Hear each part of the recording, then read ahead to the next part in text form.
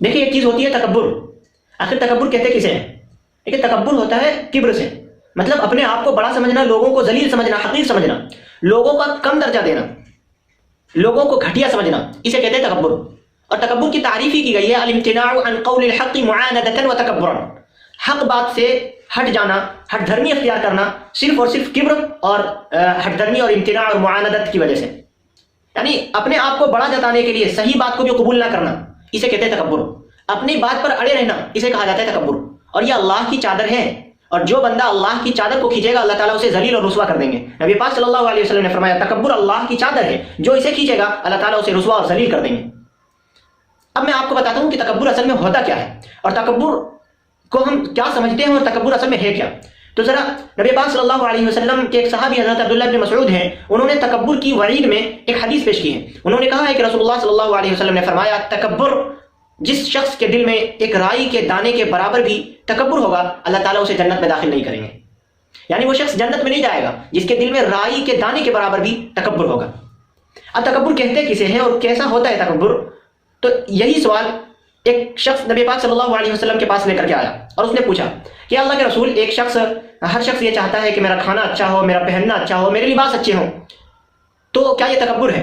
नबी पाक सल्लल्लाहु अलैहि वसल्लम ने फरमाया नहीं, इन्नल्लाह नज़ीफुन युहिब्बुन नज़ाफ़ा और इन्नल्लाह जमीलुन युहिब्बुल जमाल, कि अल्लाह ताला तो खूबसूरत है और खूबसूरती को पसंद करते हैं। तो अगर कोई शख्स अपनी हैसियत के मुताबिक बनाव सवार करके अच्छे से रहता है तो ये तकब्बुर नहीं है।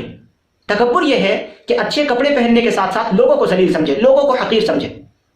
तो महज अच्छे कपड़े पहनना या महज अच्छे खाने खाना या गाड़ियों में घूमना या अल्लाह ने जिस हैसियत से आप पर फजल किया है, इनाम किया है, उसको इस्तेमाल करना ये तकब्बुर नहीं है। लेकिन इसको इस्तेमाल करने के साथ साथ लोगों को भी जलील और रुसवा समझना ये तकब्बुर है। और जिस शख्स के दिल में ये पाया जाएगा अल्लाह ताला उसे जलील और रुसवा करेंगे और जन्नत उसे नसीब ना होगी। एक मर्तबा नबी पाक सल्लल्लाहु अलैहि वसल्लम के पास एक बच्चा खाना खा रहा था, एक शख्स खाना खा रहा था। नबी पाक सल्लल्लाहु अलैहि वसल्लम ने उनसे कहा कि दाएं हाथ से खाना खाओ, कुल भी यमीनिक, दाएं हाथ से खाओ। उसने तकब्बुर की वजह से अपनी इनात दिखाई और कहा कि नहीं, मैं दाएं हाथ से नहीं खाऊंगा, बाएं हाथ से खाना खाऊंगा। नबी पाक सल्लल्लाहु अलैहि वसल्लम ने उनके लिए बद्दुआ की। नतीजा यह हुआ कि उम्र भर वो अपने हाथ को, दाएं हाथ को मुंह तक नहीं ला पाता था। ये तकब्बुर की वजह से। तकब्बुर की वजह से हम बहुत सारे गुनाहों में भी मुब्तला हो जाते हैं, हमें पता भी नहीं चलता।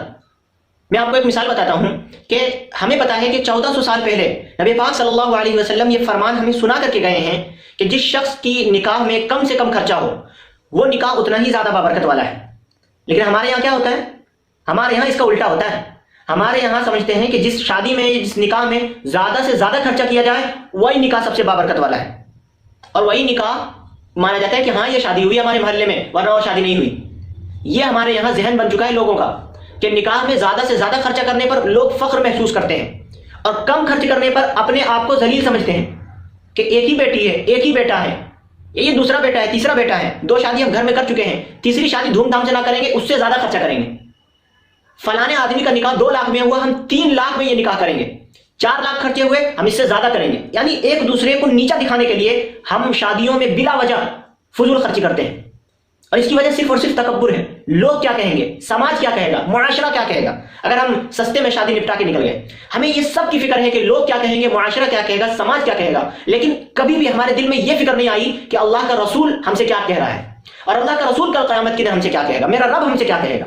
और जिस दिन हमारे दिल में अपने रब के लिए ये फिक्र पैदा हो गई कि मेरा रब कल क़यामत के दिन ये पूछेगा कि मेरा नबी तुम्हें एक फरमान सुना करके गया था कि शादियों में खर्चा कम किया करो, ये बरकत वाला है, तुम्हें ये हुक्म, तुमने इस हुक्म पर अमल क्यों नहीं किया, और क्या ये हुक्म तुम्हारे कानों पर नहीं आया था?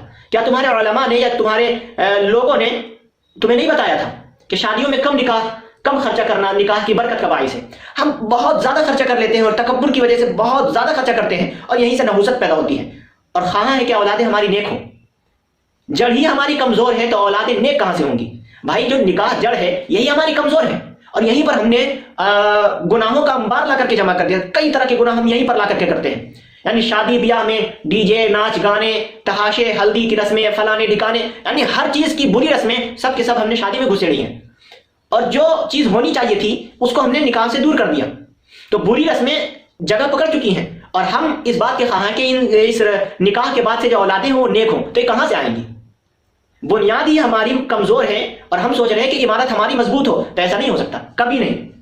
وہ شیخ سعدی کا ایک شعر ہے کہ خشت اول چون نہد معمار کج تا سریا می رود دیوار کج، کہ مستری جو بنانے والا ہوتا ہے معمار، جب پہلی اینٹ کو ٹیڑھی رکھے گا تو اگر دیوار سریا تک بنا دی جائے تب وہ دیوار ٹیڑھی جائے گی، سیدھی نہیں جا سکتی۔ جب ہماری پہلی اینٹ ہی ٹیڑھی ہے، بنیاد ہی کچی ہے، اور اس پر ہم پکا مکان تعمیر کرنے کی کوشش کر رہے ہیں، تو ہم ناکام ہوں گے، مکان ڈھہ جائے گا، برباد ہو جائے گا، کامیاب نہیں ہو سکتے۔ تو شادیوں میں فضول خرچی کرنے کی ایک بڑی وجہ تکبر ہے، ہمیں اس سے بچنے کی بہت زیادہ ضرورت ہے، کیونکہ یہ جہاں ہمارے دل میں آیا ہم ذلیل اور رسوا ہو جائیں گے۔